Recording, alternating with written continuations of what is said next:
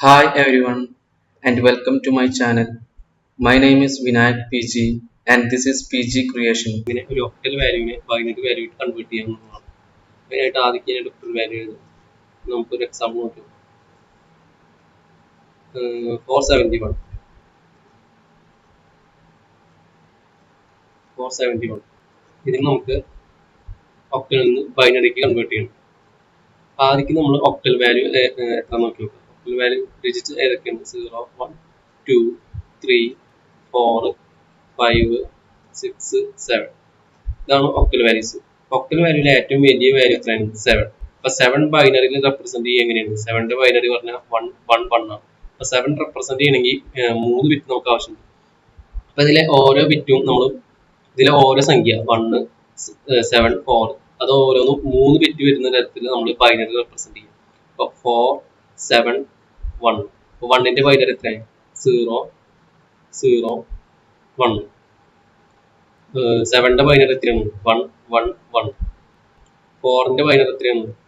1, 0, 0. അപ്പോൾ 471 8 അതിന്റെ ബൈനറി എന്ന് പറഞ്ഞാൽ 1, 0, 0, 1, 1, 1, 0, 0, 1. ഇതായിരിക്കും അതിന്റെ കറക്റ്റ് ആയിട്ടുള്ള. നമുക്ക് അടുത്തൊരു എക്സാമ്പിൾ നോക്കാം. എക്സാമ്പിൾ 1. അടുത്തൊരു എക്സാമ്പിൾ 421 ആയിരിക്കും.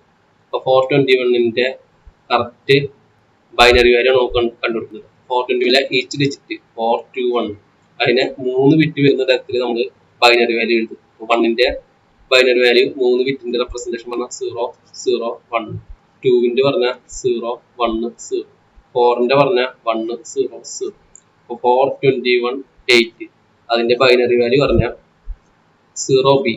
അതായത് ബൈനറിയുടെ പ്രിഫിക്സ് പറഞ്ഞാൽ 0b ആണ്. അതിനുശേഷം ബൈനറി വാല്യൂ 1, 0, 0, 0, 1, 0, 0, 0, 1.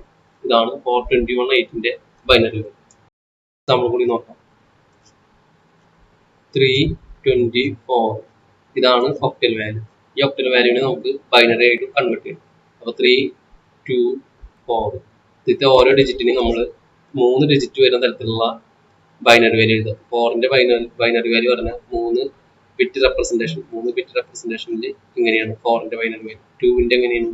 0, 1, 0. 3ന്റെ എങ്ങനെയാണ്? 0, 1, 1.